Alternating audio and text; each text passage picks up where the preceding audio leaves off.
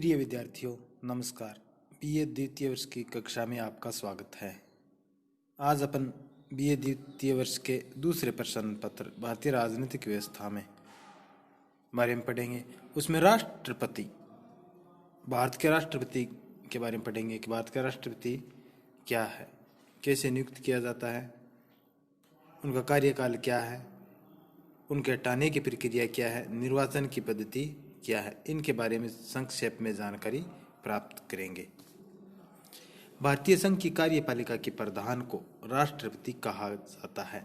संघ की कार्यपालिका शक्ति राष्ट्रपति में निहित है। ये बात संविधान के अनुच्छेद 53 में लिखी गई है। भारत में संसदात्मक शासन प्रणाली प्रचलित होने से राष्ट्रपति कार्यपालिका के औपचारिक प्रधान है और मंत्रिमंडल वास्तविक प्रधान। यहाँ ये बात गौर करने लायक है कि राष्ट्रपति कार्यपालिका का प्रधान तो है, लेकिन वास्तविक शक्तियां मंत्रिमंडल के पास है। राष्ट्रपति केवल कार्यपालिका का औपचारिक प्रधान है। इसके पीछे कारण यह है कि भारत में संसदात्मक शासन प्रणाली को अपनाया गया है और संसदात्मक शासन प्रणाली में दो प्रकार की कार्यपालिका होती है, नाम मात्र की यानी औपचारिक कार्यपालिका और वास्तविक कार्यपालिका।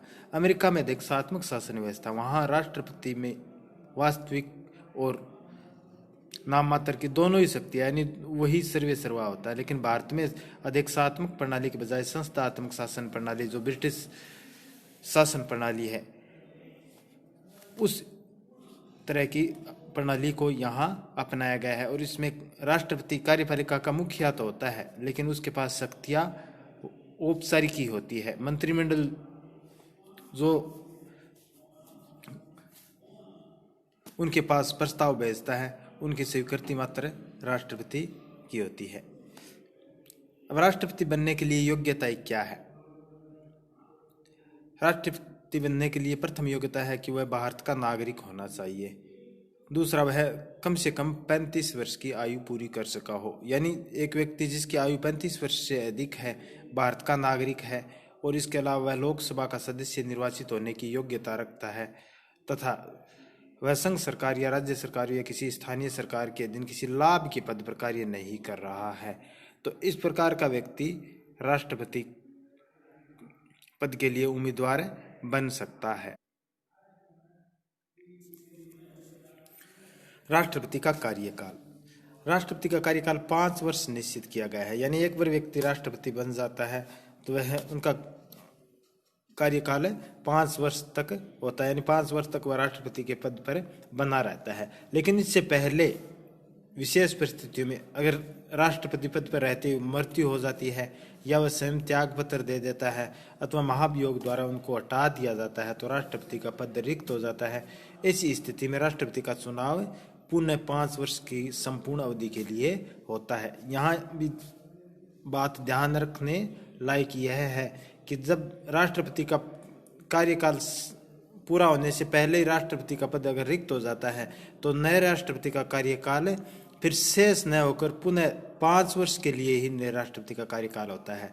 जैसे लोकसभा या विधानसभा में अगर किसी सदस्य की मृत्यु हो जाती है या त्याग पत्र दे देता है तो उस स्थिति में उनका बचा हुआ कार्यकाल के लिए ही विधानसभा या लोकसभा का सदस्य बनता है। लेकिन राष्ट्रपति के चुनाव के मामले में यहाँ कार्यकाल के मामले में भिन्नता है। यहाँ राष्ट्रपति अगर पहले राष्ट्रपति 1 वर्ष रहने के बाद में अगर मृत्यु हो जाती है या त्याग पत्र दे देता है या महाभियोग से हटा दिया जाता है तो नया राष्ट्रपति जो का चुनाव होगा वो पुनः 5 वर्ष के लिए ही होगा, न कि उनके शेष बचे हुए कार्यकाल के लिए।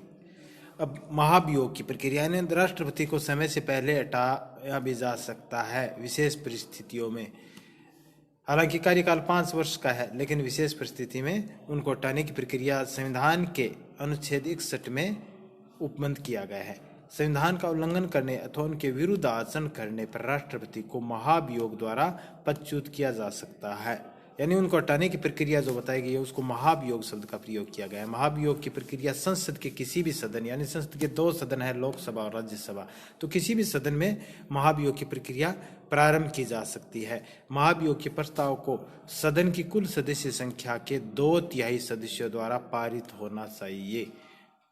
यानी अगर लोकसभा में महाभियोग की प्रक्रिया शुरू हुई है तो लोकसभा में 2/3 बहुमत द्वारा पारित होना चाहिए। अगर राज्यसभा में उसकी प्रक्रिया शुरू हुई है तो राज्यसभा में 2/3 बहुमत से पारित होना चाहिए। और जब एक सदन से वो 2/3 बहुमत से प्रस्ताव पारित हो जाता है तो उसके बाद में दूसरे सदन के पास विचार के लिए भेजा जाता है और दूसरा सदन महाभियोग के कारणों की जांच करेगा। यदि दूसरा सदन भी 2/3 बहुमत से प्रस्ताव को पारित कर देता है तो राष्ट्रपति को अपने स्थान रिक्त करना पड़ेगा।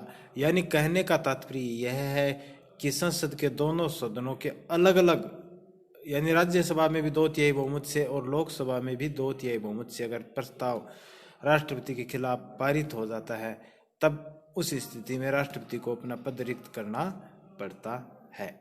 अब राष्ट्रपति के निर्वाचन के बारे में, यानी राष्ट्रपति का निर्वाचन कैसे होता है, चुनाव कैसे होता है, कौन मतदाता है। राष्ट्रपति का निर्वाचन एक निर्वाचक मंडल द्वारा संपादित होता है जिसमें संसद के दोनों सदनों के निर्वाचित सदस्य तथा राज्यों की विधानसभाओं के निर्वाचित सदस्य होते हैं। प्रत्येक सदस्य की मत संख्या का एक फार्मूला दिया गया है।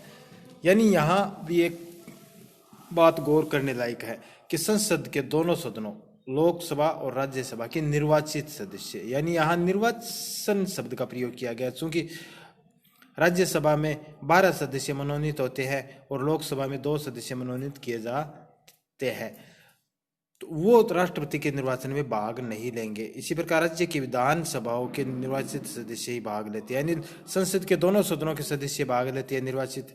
लेकिन जहां राज्यों में विधानसभा और विधान परिषद है तो वहां केवल विधानसभा के सदस्यों को ही राष्ट्रपति के चुनाव में भाग लेने का हक है। विधान परिषद के सदस्य राष्ट्रपति के चुनाव में भाग नहीं लेते हैं और विधानसभा के भी निर्वाचित सदस्य ही राष्ट्रपति के चुनाव में मतदाता होते हैं। अब प्रत्येक विधानसभा के सदस्यों के लिए मतदान जो होता है उसमें उनके मतों की संख्या अलग अलग राज्यों में अलग अलग है। तो उनका एक सूत्र दिया गया है कि एक राज्य की कुल जनसंख्या में वहाँ उस राज्य के विधानसभा के कितने सदस्य उनका भाग दिया जाता है और उस जो भागफल आता है उसमें 1000 का वापस भाग दिया जाता है। यानी राज्य की कुल जनसंख्या बट्टा राज्य विधानसभाओं के निर्वाचित सदस्यों की कुल संख्या बट्टा 1000। उदाहरण के लिए अगर राजस्थान की 8 करोड़ जनसंख्या है और विधानसभा के सदस्यों की संख्या 200 है तो 8 करोड़ में 200 का भाग लगाएंगे। जितना भाग फैलाएगा आएगा उसमें 1000 का वापस भाग लगाया जाएगा। उसके आधार पर राजस्थान की विधानसभा के सदस्यों की मतों की संख्या निर्धारित हो जाती है। तो इस प्रकार भारत के प्रत्येक राज्य की विधानसभाओं के निर्वाचित सदस्यों की मतों की संख्या निर्धारित हो जाती है और फिर उन सभी भारत के टोटल राज्यों के जो मत होते हैं विधानसभा के सदस्यों के, उनके आधार पर ही संसद के सदस्यों के मतों का एक फार्मूला निर्धारित किया गया है। लेकिन यहाँ ये ध्यान देने योग्य बात है कि संसद के दोनों सदनों लोकसभा और राज्यसभा के सदस्यों के मतों का मूल्य समान होता है। लेकिन राज्य की विधानसभाओं के सदस्यों का, एक राज्य की सदस्यों का तो मूल्य समान होता है लेकिन अलग अलग राज्यों में उसका मतों का मूल्य अलग अलग होता है। तो इस प्रकार जब समस्त राज्यों के मतों की संख्या प्राप्त हो जाए तो उन सब के योग को संसद के दोनों सदनों के निर्वाचित सदस्यों की कुल संख्या से भाग देने पर जो संख्या प्राप्त होती है वह संसद के प्रत्येक सदस्य की मत संख्या होगी। यानी भारत के सभी राज्यों की विधानसभा के सदस्यों की प्राप्त मतों की जो संख्या है का योग है उसमें संसद के दोनों सदनों राज्यसभा और लोकसभा के निर्वाचित सदस्यों की कुल संख्या से भाग देने पर जो आएगा मूल्य वो संसद सदस्य के एक मतों का मूल्य होगा। तो इस प्रकार राष्ट्रपति का निर्वाचन आनुपातिक प्रतिनिधित्व के अनुसार एकल संक्रमणीय मत से गुप्त मतदान द्वारा होता है। भारत के प्रथम राष्ट्रपति डॉक्टर राजेंद्र प्रसाद थे और वर्तमान में श्री रामनाथ कोविंद भारत के राष्ट्रपति हैं। तो आज अपन राष्ट्रपति के बारे में संक्षेप में पढ़ा है कि राष्ट्रपति बनने के लिए क्या योग्यताएं है, संविधान में क्या प्रावधान किया गया है, उनको कैसे हटाया जाता है, उनका निर्वाचन कैसे होता है। आगे अपन राष्ट्रपति की शक्तियों के बारे में अध्ययन करेंगे अगले दिन। तब तक के लिए धन्यवाद।